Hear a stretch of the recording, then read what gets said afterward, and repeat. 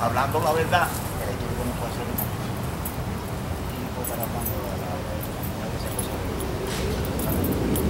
Nada está grabado, Sí, y la mujer de él sí se mete. Yo soy un profesional. De todas formas, ¿qué es lo que le han encontrado más positivo a esta entrevista? Bueno, yo lo encontré positivo porque el café que pusiste primero, pero después que tú me enseñaste lo que tú te contestaron de Cuba y la preocupación que tenían, que no sabían de Luis, que nosotros saben algo que no sabían antes. Es más, quiere que te diga algo, eso era algo que nosotros mismos sabíamos. Sí. Para que tú lo sepas. Hemos desarrollado Sí. Algo que nosotros mismos sabíamos. Fíjate cómo era que. Para Villa Granadillo tenemos la oportunidad en esta ocasión de entrevistar a dos guantanameros, figuras muy respetables y queridas y conocidas en Guantánamo, pero su vida ha sido el béisbol. Por eso queremos hacer un trabajo para reivindicar realmente con la verdad por delante lo que ha sido la pelota guantanamera, el béisbol guantanamero histórico. Y por eso tengo la oportunidad de entrevistar a estas dos personas que han dedicado, que han amado y que han practicado el béisbol en Cuba y fuera de Cuba. Rafael Franco, ¿por qué surgió en ti la vocación de jugar a la pelota? Las razones. La razón principal fue que desde niño mi padre jugó primera base en esa época y siempre me llevaba a los juegos y yo pues empecé a coger cariño y después seguí practicando béisbol desde niño. Jugamos en la calle, en los solares, en eso, y ahí empecé ahí. Poco a poco fui como decir, de ligas menores fui llegando a una liga superior, hasta que jugué ya organizado, y pudimos ir a una pelota de verdad de categoría. Pero en ese tiempo, ¿practicaste la pelota como algo más o había algo en ti con relación a ese tipo de deporte que te cautivó y que te motivó a practicarlo y echar a un lado otro tipo de deporte? ¿O desde el primer momento te viste marcado por la pelota? No, desde el primer momento, mi amor fue la pelota. Yo nunca tuve, por ejemplo, yo fui bastante malo en el básquet, jugaba medio regular el voleibol, porque ese era el único deporte así que podíamos practicar realmente, pero la pelota, el amor mío fue la pelota. Yo jugaba, ya te digo, salíamos del colegio a las 3 de la tarde y nos poníamos, íbamos para ir para la calle a jugar pelota ahí en la calle con una pelota de goma, y hasta las 6, las 7 de la tarde, y eso era día a día. Después nos íbamos a jugar a los solares, por ahí, por donde quiera que había un solar, nos poníamos a jugar. Ahí empecé con todo. Tus padres, tu papá, tú me dijiste que tu padre también practicó el béisbol. ¿Te viste motivado a seguir la ruta de tu papá con relación al béisbol o eso no tuvo nada que ver? Yo no creo realmente que yo lo hice porque mi padre fue eso, pero él fue el que realmente me hizo motivarme. Porque yo lo veía jugar, pero yo era un niño, de 4, 5, 6 años tenía yo cuando eso. O sea, pero eso se me quedó en la mente, vaya, de niño se me quedó en la mente y de ahí seguí y hasta que pude jugar organizadamente en la pelota de Cuba. Ramón Rodríguez, Ramonín y Suárez. Definitivamente, tanto Rafael Franco como tú han demostrado que quieren y aman la pelota de verdad, porque salir de Cuba, empezar una nueva vida con todo lo que representa eso de comenzar en cero y que siempre hayan encontrado un pequeño espacio, un sitio para jugar a la pelota, eso dice mucho de la vocación y el amor y la voluntad de ambos, de Rafael Franco y de Ramonín Rodríguez. ¿Te volviste pelotero por vocación, por influencia familiar, porque lo veías en la radio? ¿Qué te motivó a ser un pelotero de siempre? Primeramente, en mi familia todo el mundo jugaba pelota. no vi jugar al máximo de la familia, que fue Luis Suárez, pero con el más joven de mis tíos, siempre estaba atrás de él, llevándole guantes, mirándolo jugar. Pero el béisbol en mí, yo lo amaba. Yo dejaba cualquier cosa por ir a un juego de pelota, por practicar, como dice Franco, en la esquina de la casa, en el solarcito de atrás de mi casa, en cualquier lugar. Yo lo amaba. Y jugaba, y jugaba, y jugaba, y mientras más pasaba tiempo en eso, más quería jugar pelota. Yo a Franco no se lo he preguntado, a lo mejor después me lo hizo, me lo quiere decir ahora, pero la pelota tiene sus características, tiene sus reglas, tiene sus leyes, tiene su mensaje. ¿Qué era lo que te cautivaba de la pelota? La parte de ejercicio físico, la agilidad, la destreza. ¿Qué te atraía de ese juego que tiene sus propias características comparado con otros deportes, ¿no? No, la pelota es intrínsecamente distinta a todos los demás deportes. En la pelota tú nunca sabes el que va a ganar, el que va a perder. Esa es una de las cosas que tiene la pelota que a mí me gustaba. Tú puedes estar perdiendo 7-0 y en el último inning ganar 8-7, porque ese deporte era para eso. Y entonces a mí me gustaba que la gente me viera en la calle y me decía, mira, ese es el que juega pelota, ese es el que juega tal base, mira el pelotero. Todo eso me emocionaba también, ¿no? Y entonces me gustaba por eso más y más y más. Entonces yo me recuerdo una anécdota de Franco, que a mi tío le decían la montaña Guantanamera, y Franco dice, bueno, entonces yo soy la pared. Pero hay una pregunta que te quiero hacer. La pelota tiene sus reglas, sus características, sus leyes. Para ser ganador, para lograr la ovación del público, ¿qué es lo que se le pide a un pelotero? Correr, batear, pichar, ser rápido. ¿Cuál es el mérito, la virtud más determinante para que un pelotero arrastre el aplauso y la victoria? La pelota todo era emoción para mí. El ser reconocido como pelotero, el que la gente te admirara, el saberse ganador. Ganar un juego de pelota para mí era lo máximo, que fuera en el monte tal o en eso. Y entonces eso me inducía a jugar más y a tratar de ser mejor, ¿comprende? Es la cosa así, a tratar de superarme, si me veía un fallo en el bateo, tratar de superarlo y tratar de siempre de ser mejor cada día. Franco, hay una pregunta. ¿Cuál es la virtud fundamental para que un pelotero se realice, arrastre el aplauso, la ovación y logre la victoria? Aparte de cuál es la técnica más importante dentro de ese juego, que me imagino que una de las características que exige es trabajar en equipo y la disciplina. Sí, ya tú lo dijiste, de verdad, trabajar en equipo y la disciplina, pero todo atleta, en cualquier deporte que sea, siempre trata de dar el 100% de lo que tú haces. Si tú estás en el campo de pelota, tú tienes que morirte en el campo de pelota, tú tienes que darlo todo. No importa lo que pase, no importa si te golpeaste, no, tú tienes que seguir. Tú no puedes pararte y decir, ay, yo no me voy. No. Tú tienes que seguir porque tú estás ayudando a ese equipo. Tú no estás jugando porque la gente te aplaudan. No, tú estás jugando porque tú lo sientes adentro de ti. En tu corazón tú sientes que tú estás haciendo algo por ti y por el público. Pero no para que ese público venga y te aplauda, tú eres el mejor. No. Nunca pensé en eso. Nunca pensé. Siempre es dar el mejor de lo que yo pudiera. Hay una cosa que te quiero preguntar. Ustedes vienen de una cantera de jugar en los Solares Yermo. Escuché a Iquique Camino decir que algunas veces iban a cortar caña y después iban a jugar pelota. Es decir, en aquella época, para jugar pelota no necesariamente había que estar en un estadio con todas las condiciones. Y también me imagino que ustedes jugaban pelota, pero también se daban trago, tomaban cerveza, disfrutaban de la vida. Un atleta puede hacer todas esas cosas y lograr resultados. Sí, en aquella época sí. ¿Por qué? Porque se jugaba nada más que un día a la semana. Se jugaba el domingo. Tú te podías dar el trago el sábado, te podías dar el trago el lunes, o un traguito el martes, que se hace cuando no es que tú estuvieras tomando.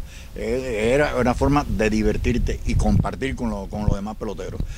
pero no era de tomar así, de por tomar, no. Y eso era nosotros jugábamos los domingos. Había veces que tú jugabas un sábado y un domingo, pero era nada más de semana en semana. O sea que tú tenías todo el tiempo del mundo para tomar si tú eras tomador. Nosotros no éramos tomadores, nosotros éramos atletas. Ya te digo, éramos atletas y nos cuidábamos. Con toda la cosa. Es decir, que se puede hacer atleta en cualquier tiempo, desde Grecia hasta aquí. Y eso que ahí dijiste una palabra acerca de Jiquí Camino, que dijo que iban a cortar caña y iba a jugar pelota. No, eso yo no creo en eso. Yo no creo que Jiquí Camino nunca fue a cortar caña y después fue a jugar pelota.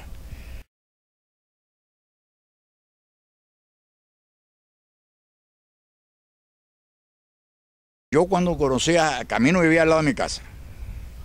Y yo cuando conocí aquí a Jiquí ya él no jugaba pelota, jugaba softball. O sea que de pelotero yo nunca lo vi, sinceramente. Pero eso de que iban a cortar caña y después jugar pelota, eso yo no me acuerdo de nadie que haya ido a jugar pelota y después cortar caña y después jugar pelota. Eso no se podía hacer. ¿Cómo tú estás cortando caña con un machete en la mano y después vas a ir a jugar pelota? ¿Quién es el que habla eso? Y otra cosa, he oído decir que en una interview que le hicieron a Camino, él dijo que el mejor pitcher de Cuba, de todos los tiempos, fue Vinén. No, Vinén fue posiblemente el mejor pitcher amateur que hubo después de la Revolución. Después de la Revolución, cuando entró Fidel en el poder, y entonces ahí que se creó la pelota amateur, eliminaron la profesional, y entonces ese Vinén hizo en esa pelota como el mejor pitcher que hubo, pero no es de todos los tiempos. O Jiquí no se acuerda que hubo un Camilo con un Adolfo Luque, que hubo un Pedro Ramos, que un Tian que ganó 247 juegos en Grandes Ligas. ¿Cómo te vas a decir que es el mejor pelotero de todos los tiempos? Excelente. Ramonín, ¿cuál es el estadio más que pareciera estadio en ese inolvidable Guantánamo? Tierra de la guantanameritud. Es una palabra inventada por mi amigo Augusto Lemos, el gran historiador de Guantánamo. ¿Cuál es el estadio que tú recuerdas que se parecieran estadios cuando jugaban pelota? El estadio de Cuenca. Le decían así porque el dueño se llamaba Rafael Cuenca. Y jugamos ahí hasta que llegó la revolución, lo desbarataron y entonces hicieron otro estadio por allá por San Justo. ¿El Van Troy? No, yo no jugué en el Van Troy. Le decíamos el potrero. Le decíamos el potrero porque estaba lejos. No, pero el Van Troy vino después, ¿no? Sí. Okay. Ese le decían el potrero. No, antes del Van Troy le decíamos el potrero.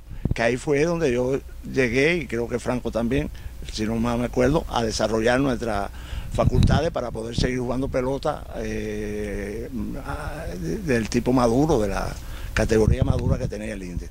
Pero ahí, en el de Cuenca, fue donde yo empecé, ya con uniforme y hacer los plays que se daban los 10 semanas de 3 innings y todas esas cosas. Ahí fue para mí mi comienzo. La tenía más cerca, Franco tenía que irse para San Justo. Hay una cosa que quiero preguntar muy importante. Después le voy a preguntar sobre la moda, porque a mí me impresionaba enormemente verlos a ustedes, aparte de que eran unos atletas y como guantanameros al fin todos éramos bien parecidos.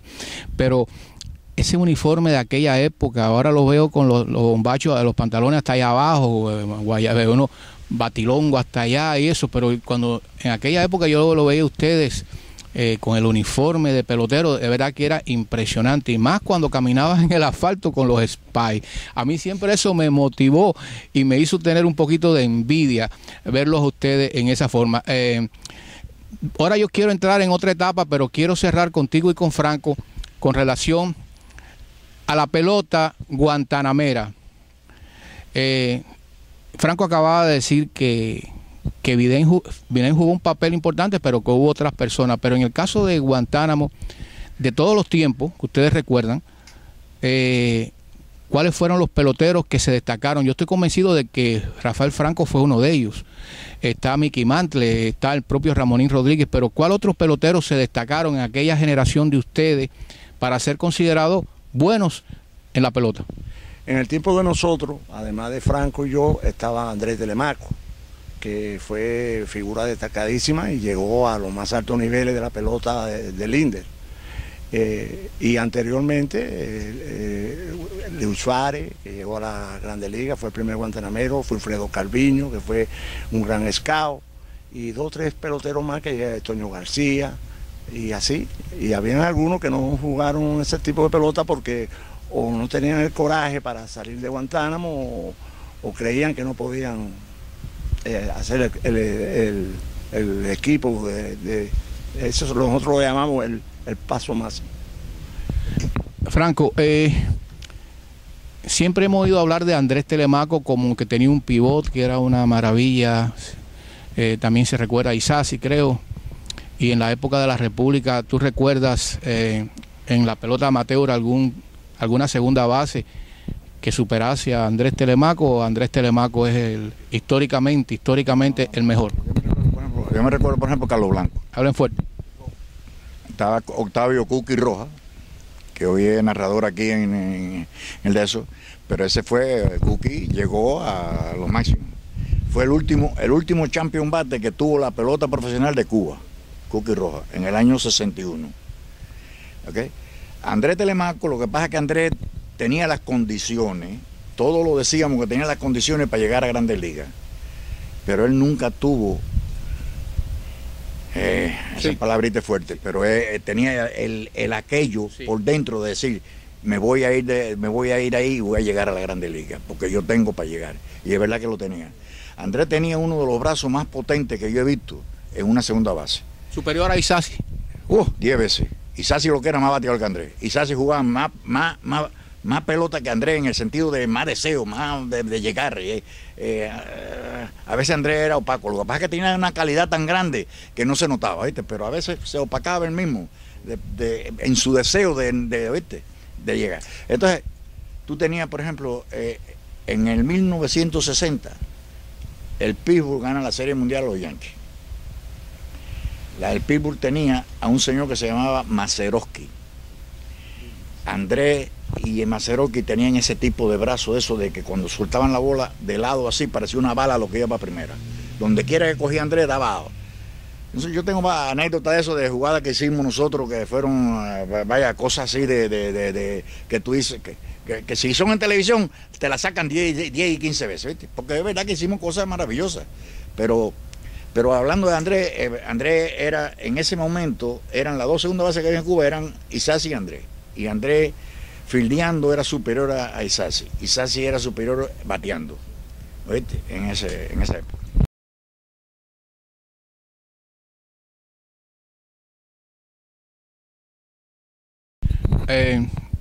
Estoy terminando esta parte para entrar en otra. Le quiero preguntar a Ramonín,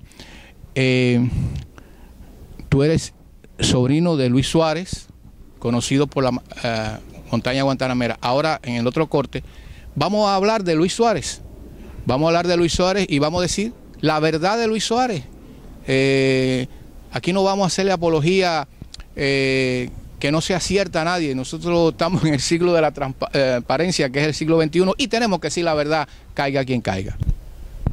Ramonín Rodríguez Suárez, porque siempre me dice que ponga Suárez, y como debe ser, aunque aquí en Estados Unidos nos acostumbramos al primer apellido. A propósito, Rafael Franco, ¿cuál es tu segundo apellido? Laudín. ¿Se ve? Yo sé que la pinta de francés no te la quita nadie. Ramonín, tú eres sobrino de Luis Suárez.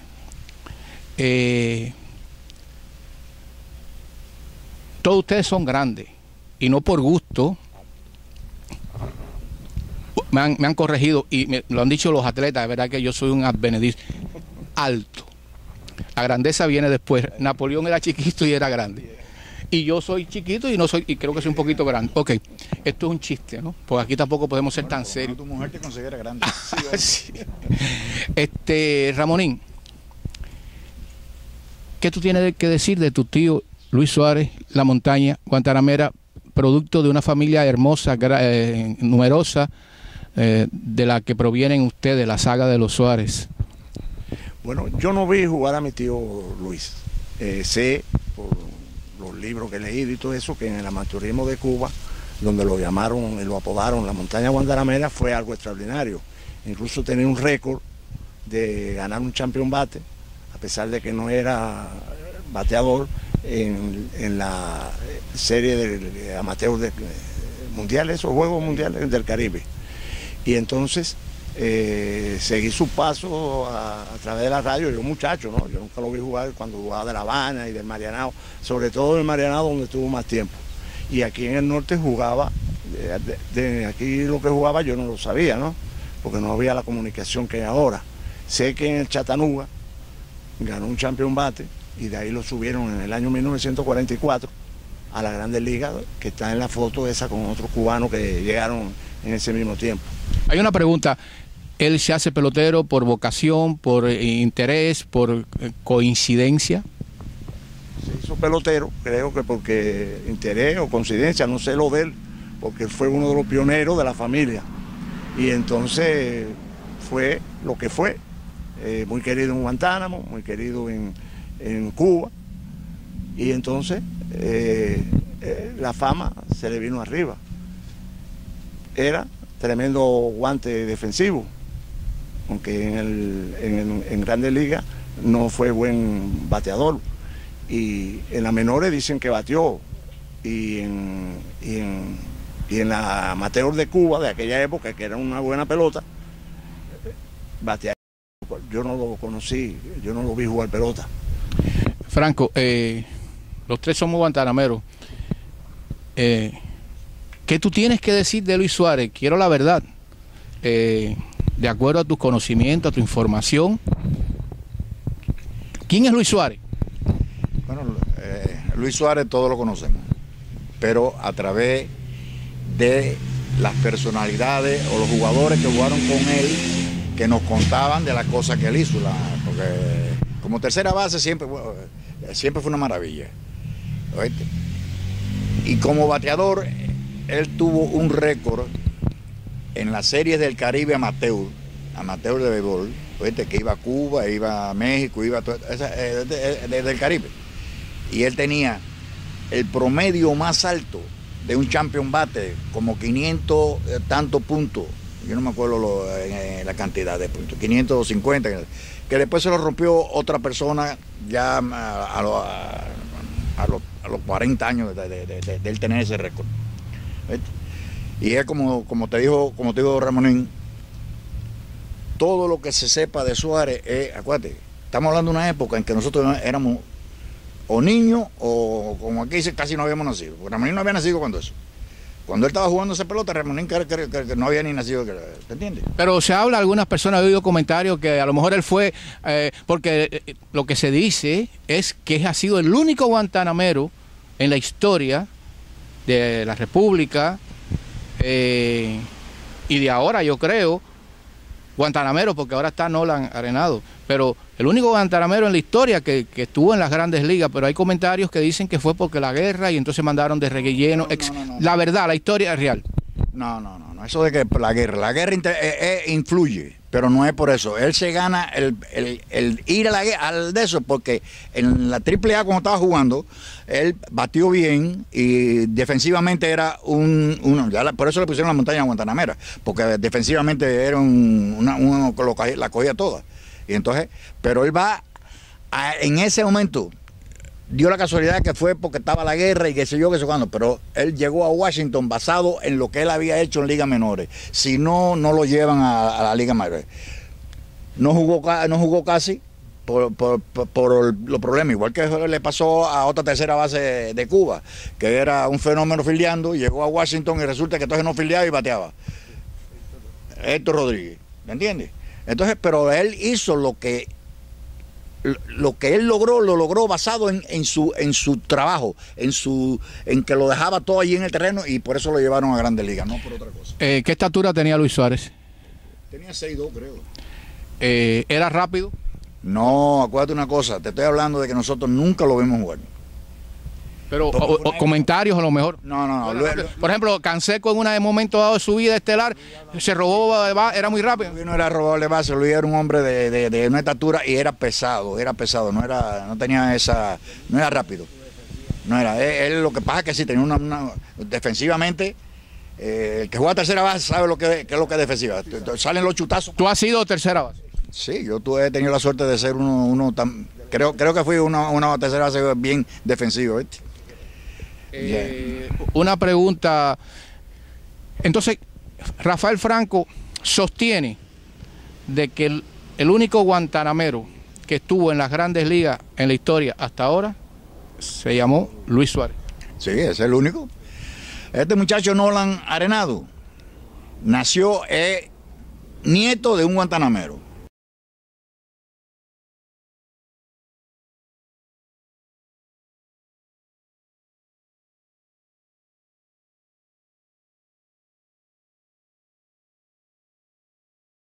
Pero nació en California, se ha criado en California, pero es nieto de un guantanamero, ¿no? Hijo de un guantanamero también, ¿te entiendes? Pero come arroz, frijol y carne de puerco. No puedo decirte eso, porque él no creo que hable mucho español.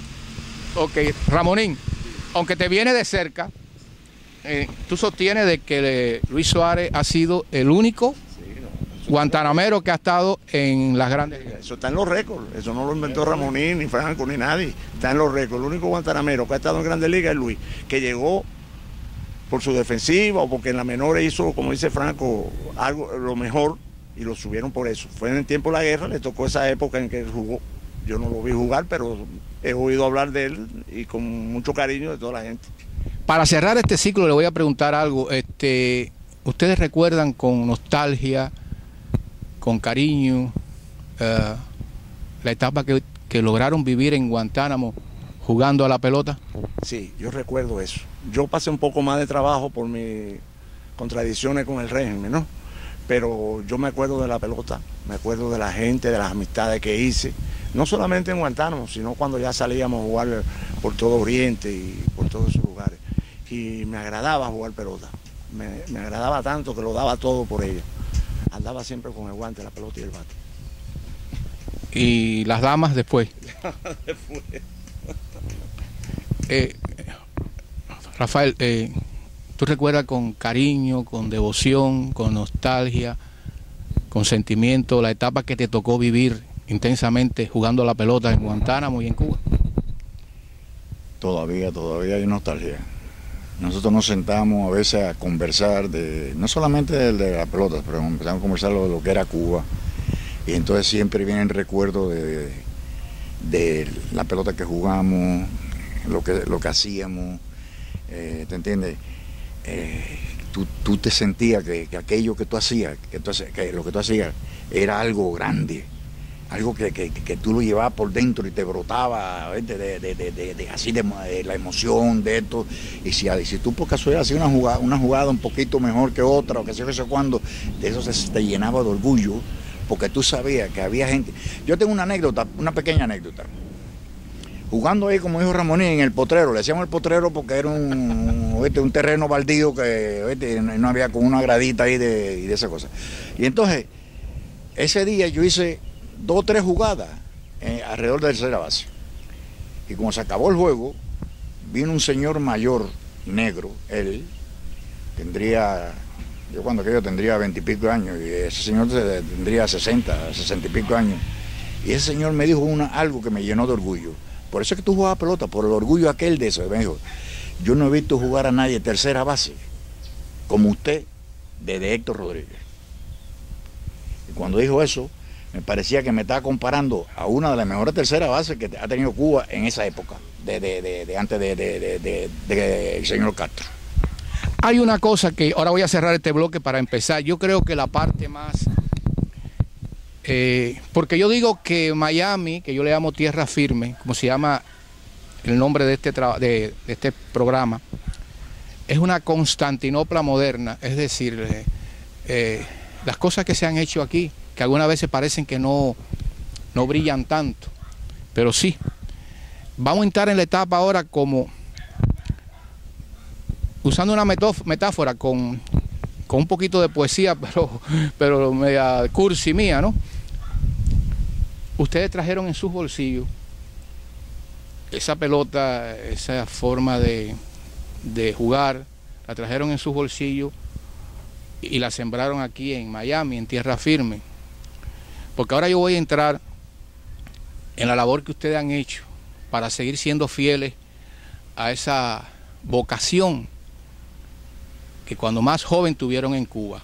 Y ahora yo les voy a preguntar a ustedes, cuando llegaron aquí, con todos los problemas que eso conllevaba de trabajar, de adaptarse, de ubicarse, la familia, ¿cómo encontraron un espacio, un pedacito para reeditar o para continuar lo que nació allá con ustedes en ese inolvidable Guantánamo eterno?